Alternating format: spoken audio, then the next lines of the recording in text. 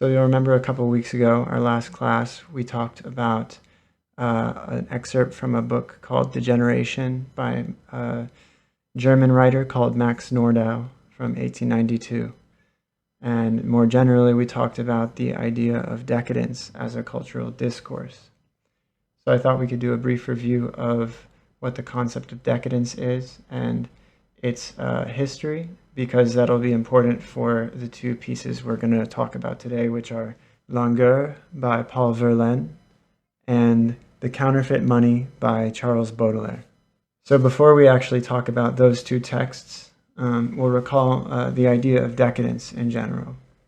The Oxford English Dictionary describes decadence as the process of falling away or declining from a prior state of excellence, vitality, prosperity, etc., decay, impaired or deteriorated condition.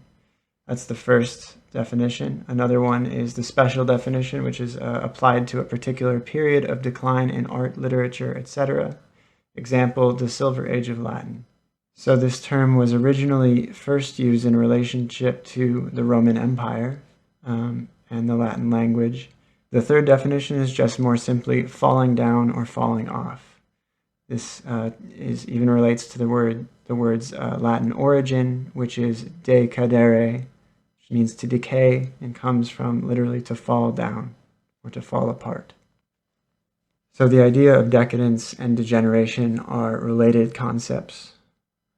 Both were very popular in the middle and late 19th century on the part of cultural critics like Max Nordau, who wrote his book Degeneration in 1892, basically going around calling everyone he didn't like degenerate and decadent. But of course, Max Nordau was not the original person to speak this way. These discourses of decadence and degeneration can be traced back even to the 18th century in Europe, in the way that people had talked about the decline and fall of the Roman Empire. And this can be seen beginning especially in the 18th century in Europe, with books like Considerations on the Causes of the Greatness of the Romans and Their Decline, written in 1734 by the French philosopher Montesquieu, as well as a book called The History of the Decline and Fall of the Roman Empire, written in 1776 by an English writer named Edward Gibbon. Books like these contributed to the idea that the Roman Empire fell because they were morally dissolute. In other words, they were lazy and indulgent in luxuries, and as a result, because they didn't have morality and principles to guide their society eventually became weak and decadent and fell apart. There's very little truth to that from a historical perspective, but nevertheless, those discourses arose and persisted into the 19th century, and these are what informed Max Nordau's book Degeneration in 1892, where he was calling his own culture decadent and degenerate and warning that it is falling apart. So we basically ended last time by looking at how this approach to art and literature as decadent or degenerate or corrupt, in fact, culminated in Nazi discourses of degenerate art, which kind of arise more or less from these late 19th century discourses of degeneration, such as Nordau's. So you basically get various people and writers in the 18th and 19th century going around calling different forms of art and literature corrupt, decadent, and degenerate. And those discourses get taken up by the Nazis in the early 20th century to condemn other groups of people and their arts. And we still see these kinds of discourses today, where people call art and literature that they don't like corrupt, degenerate, or decadent, and worry that it's going to lead to society's collapse if we allow it to continue to exist. So that's just something to be aware of when you hear people talk like that. And this leads us then to the concept and the artistic movement called decadence, or the decadent movement. The writers that we read for today are important writers within this movement, which is in the mid-19th century. Often this movement is considered to have taken place specifically between 1880 and 1900, but its origins go back to 1850. They even go back to Poe, as we talked about a bit last time as well. Poe was really influential on this French writer named Charles Baudelaire, who was then in turn really influential on a lot of other French writers, one of whom was a writer named Paul Verlaine. And his poem, Langueur, which you read for today, is kind of an important poem in what became the Decadent movement.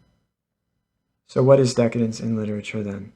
Oxford Bibliographies defines decadence as a literary category originally associated with a number of French writers in the mid-19th century, most notably Charles Baudelaire and Théophile Gautier, often linked by both proponents and critics with the excessive refinements found in the literature of the late Roman period. Its general characteristics are an interest in perversity, ennui, art for art's sake, transgressive modes of sexuality, artificiality, and decay. So there's a lot that characterizes decadence in literature, but most broadly, right, as we've talked about, it's literature that thematizes the idea that we are living in a morally corrupt time, and that plays with that in different ways. And to get a sense of how this manifested in actual literary texts, we can first turn to Verlaine's poem called Langueur. Verlaine wrote this poem in 1883 in France, and poetryfoundation.org, an important website for finding works of poetry, they describe this poem as the Ars Poetica of the Decadence. Ars Poetica here refers to a work by the Roman poet Horace, in which he advised his fellow poets on how to best write. So to call it an Ars Poetica of the Decadence means that this poem is a really important work in that it was really influential on all of the subsequent decadent writing, and it encapsulates many of the important themes that they would write about. So let's actually take a look at the poem.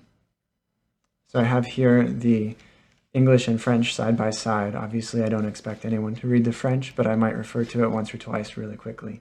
In case anyone's interested in poetic form, you will have already noticed that the poem is a sonnet, a 14-line poem, beginning with the first line, "I am the empire in the last state of its decline."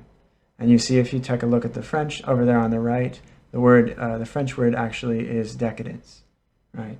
So Verlaine is referencing the idea of decadence directly in the poem. So we can tell from what I've already mentioned that this empire that's being referenced here is most likely the Roman Empire, and he's referencing these older discourses of Roman decadence, saying that the empire declined because it was in a state of moral decline already that led to its actual social and political decline.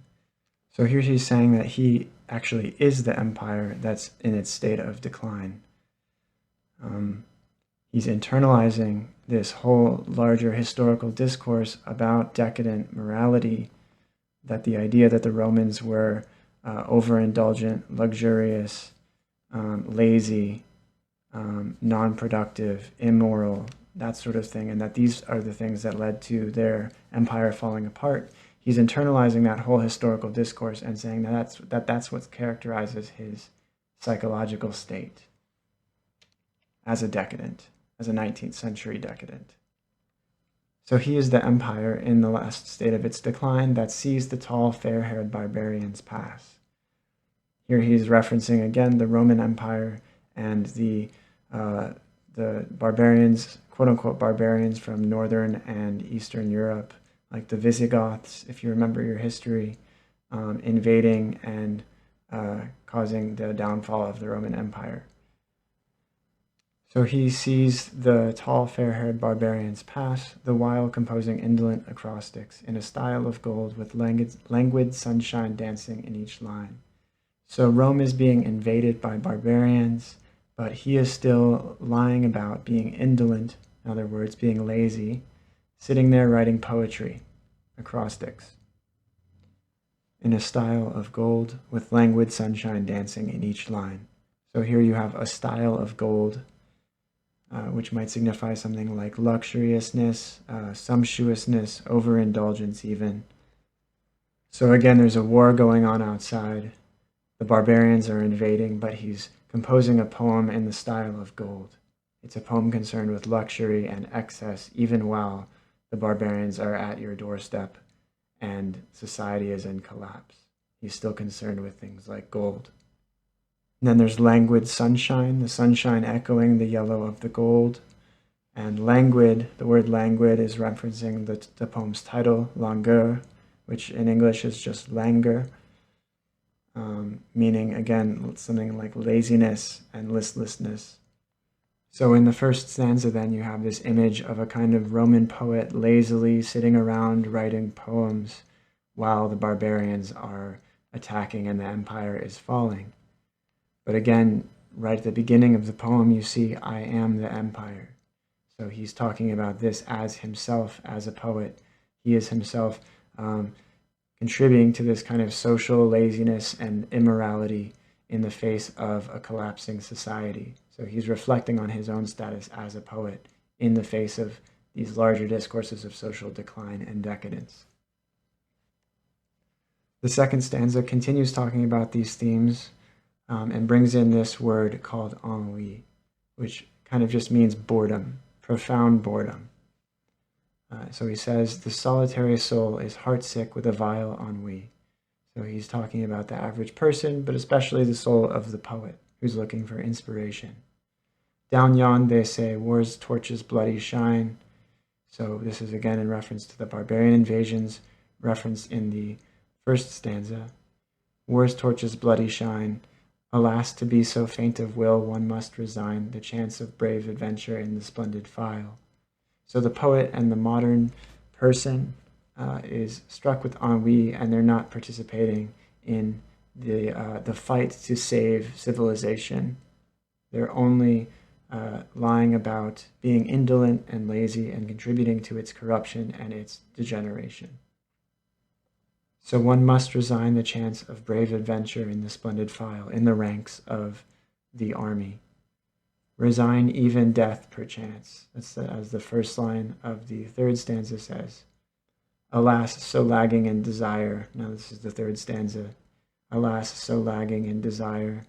In other words, lacking in desire, not having desire, having all, you've already fulfilled all of your desires. All is drunk.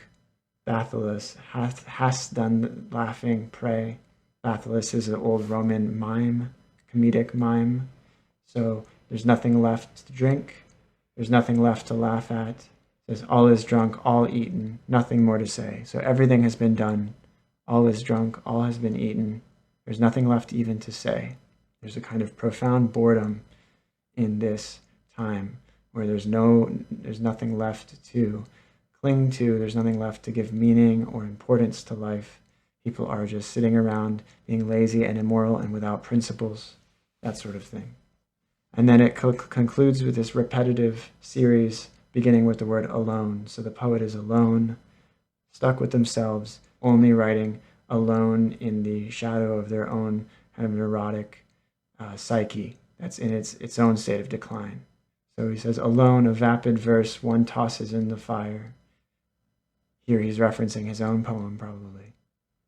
Alone, a somewhat thievish slave neglecting one. So this is a reference to Roman slavery, the Romans owned slaves. And then alone, a vague disgust of all beneath the sun. This is again the French word ennui, boredom. So a vague boredom and disgust of everything. There's nothing left. Everything is in a state of collapse. The poet doesn't have and doesn't offer any kind of righteous or virtuous ideals, right? But is only describing a society in a state of collapse, and that he is himself in a state of collapse, a state of decadence and decline. And we'll see a lot of these themes, especially the idea of luxury and laziness and even boredom, reappear in other texts, especially Salome by Oscar Wilde. And the guy who wrote this poem that was so influential for a lot of writers at the time, in Europe anyway, kind of one of the most important poets for this so-called decadent movement, he was really influenced by another poet named Charles Baudelaire, who wrote the other piece that we read for today, The Counterfeit Money. So this short work of prose was originally published in 1869 by Charles Baudelaire. And I've mentioned Baudelaire before in class. He was very influenced by Edgar Allan Poe, who we spent quite a while on. So a lot of the themes of Poe reappear elsewhere in Baudelaire. So this short piece also encapsulates a lot of decadent themes, but from a slightly different perspective. And this perspective is one relating to the idea of truth and falsity, of authenticity and the counterfeit, right? Which is what the theme of the piece is. It's about the narrator's reflections on his friend giving counterfeit money to a beggar, and him thinking about what this means for ideas of charity, generosity, truth, falsity, also forgiveness. So there's a lot encapsulated in this piece of writing, and I'll just touch on some of the major points to give you a sense of how complex it is. So in the first line of the piece, Baudelaire writes, "As we were moving away from the tobacconists, my companion carefully sorted his money." So they've just left a tobacco shop. And that's important here because we might ask ourselves what the figure of tobacco represents here. Probably similar to something like what the gold represented in the poem that we just read by Verlaine. Tobacco is something that you just do for pleasure. It's luxury. You don't need tobacco for anything, right? It's not a good investment because you literally smoke it. It goes up in smoke. It's wasteful. It's just for the pleasure of the moment, right? It's just for the pursuit of pleasure that you smoke tobacco. It's not a useful thing to do. And of course, we know now it's actually destructive. So after they've left the tobacco shop, his friend has some money and he starts putting it into his pockets in a strange way that Baudelaire remarks on. There's probably some things we could say about that, but the next important point that we want to move on to here is that they come across a pauper. In other words, someone who's begging for money. He holds out, trembling, he held forth his cap. He's asking them for money. Baudelaire makes an interesting and kind of profound observation here. He says, "I know nothing more disquieting than the dumb eloquence of those suppliant eyes which hold for the sensitive man who can read within both so great humility and so deep reproach." So, in other words, the pauper who's begging for money is both humbled because they need to ask you for money, but also they are looking at you with a kind of reproach, as if to say that you need to give them money, otherwise you are guilty, right? The person asking you for money is both humbled, but they also have a kind of power over you, where you are guilty if you don't give something. Perhaps you've had this experience before if you've ever had the opportunity to give money to someone on the street who needs it. So Baudelaire's narrator gives some money to the pauper, and so does his friend. And he notices that his friend gives more than he did. And so he remarks, it was just counterfeit. It was just the counterfeit money that he gave him. So he didn't actually give him any real money. And this causes Baudelaire's narrator to then reflect on the nature of counterfeit money, of counterfeiting in general, and of giving counterfeit money to someone, which is basically what the rest of the piece is about. So at the top of the fourth paragraph, he writes, "But in my miserable brain, always busied seeking noon at 2 p.m., which is a French phrase, basically means making difficulties where there are no difficulties. It might be something similar to what we say in English, making a mountain out of a molehill. So maybe he's making too big of a deal out of this, but in any case, he writes, "The idea suddenly came that such conduct on the part of my friend was excusable only by the desire to produce an occasion in the life of the poor devil, perhaps even to know the diverse consequences, disastrous or otherwise, that a counterfeit in the hands of a mendicant can engender." So his friend is given a fake coin, a counterfeit coin, to this beggar. And he says the only thing that really makes it excusable is the idea that his friend would give this fake money to the person in order to produce what he calls an occasion in their life, right? An event, an exciting moment, right? Something that happens that is good for them, or so they think. Because then, as Baudelaire notes, of course, you can't actually know if this is going to produce something good or something bad in the beggar's life, right? So he says, perhaps it could multiply itself in valid pieces. So in other words, maybe he would use it to make more money, and then he would start making real money, and then he could, work himself out of poverty. But could it also not lead, he says, could it also not lead him to jail? A tavern keeper, a baker, for example, might perhaps have him arrested as a forger or a spreader of counterfeits. Right? So this thing that could, on the one hand, it could help bring this pauper out of poverty. On the other hand, it could send him to jail and ruin his life even more. So the counterfeit coin here is this gift that is given to the beggar, but in a way that is not decidedly good or decidedly bad. Right? It's this kind of thing that hovers in the middle. You don't know if the gift is going to produce something good or produce something catastrophic in the life of the person to whom you give this gift. Right? So that's this weird status of the counterfeit that Baudelaire is reflecting on here in this little story.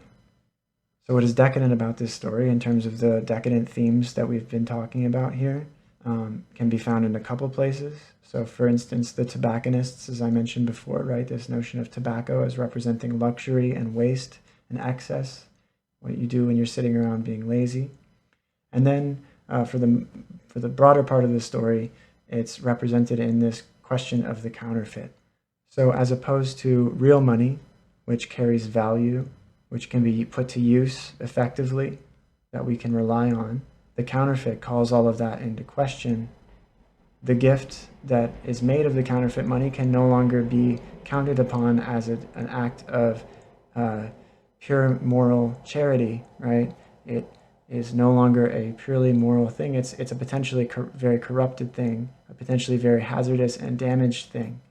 Right? You don't know whether the gift will bring happiness or whether it will bring pain. Its value or its worth is no longer guaranteed. It's hollow and empty inside, even though it's being passed off as real. So this is touching on a lot of the same themes of decadence more broadly, about corruption and a lack of morals, that sort of thing, but from a slightly different angle, the angle of counterfeit money. It's a little bit more subtle, but it's for that reason perhaps even more interesting, right? Where Baudelaire here is talking about the act of charity, of giving, what you would think is a purely moral and good act to do here being contaminated or corrupted by counterfeit money that might turn what you think is an act of good into an act of, I guess, evil. Maybe that's being a little too strong, but a disastrous act. So in the last two paragraphs of the story, Baudelaire's narrator starts to reflect and wonder whether his friend is guilty of anything by giving this counterfeit money. He says, "I looked into the whites of his eyes, and I was frightened to see that his eyes shone with an undeniable candor. I then saw clearly that he wished to combine charity and a good stroke of business, to gain 40 sous and the heart of God, to sweep into paradise economically, in short, to entrap gratis the brevet of a charitable man," meaning the rank of a charitable man. He wants to become charitable, he wants to become known as a godly, charitable man, but to do so for free. So he's describing that the reason he thinks his friend has given this money, this counterfeit money to the beggar, is because he wants to become known as moral and upstanding, but to do so without actually having to give anything real for himself. So he thinks he's done a good thing and saved money. But of course, in the last paragraph, Baudelaire points to the fact that actually he doesn't know if he's done a good thing or not. He doesn't know if he's brought happiness or calamity upon the beggar. So he says, "I would almost have pardoned him the desire of the criminal joy of which I had just now thought him capable. I would have thought it curious, singular, that he found it amusing to compromise the poor. But I shall never pardon the ineptitude of his calculation. One is never to be forgiven for being wicked, but there is some merit in being conscious of what one is. The most irreparable of all evils is to do wrong through stupidity." So he says that he might have forgiven this act in his friend if his friend had recognized that this wasn't just an act of charity, but it was an act undecidedly somewhere between charity and injury, hurting the person. But because his friend thinks that he's only done an act of good and saved money, right? That's what's even more unforgivable in this. He doesn't even know that he potentially caused harm. He's potentially done all this harm through being stupid. And so So Baudelaire, again, in this story is exploring counterfeit money as a symbol in which one believes one is acting upstandingly or morally, but one might not be as well, right? We can't know the outcome of our actions in advance. We can only hope they turn out one way or another, but we can't control the outcome of the events. And Baudelaire's narrator's friend's ignorance of this state of things, where you can't know the real outcome of your actions, where you can't know whether you're being moral to begin with, is what ends up being critiqued at the end of this story.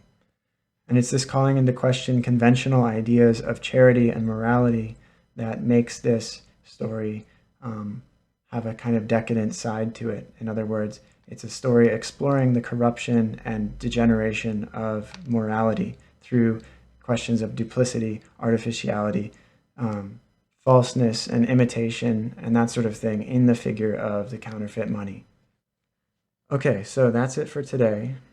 What I would like you to do now for the written component is to write 2 paragraphs analyzing one of these 2 pieces, so either Verlaine's poem Langueur or Baudelaire's little story called The Counterfeit Money. Write 2 paragraphs analyzing one of those in relationship to the idea of decadence, which I've just finished talking about. In other words, explain how these pieces of writing touch on themes of corruption and degeneration, whether in terms of money, like in Baudelaire's story, or morality in general, or society in general. And this writing will be due by Thursday, when we will be then talking about a few other stories of Baudelaire's.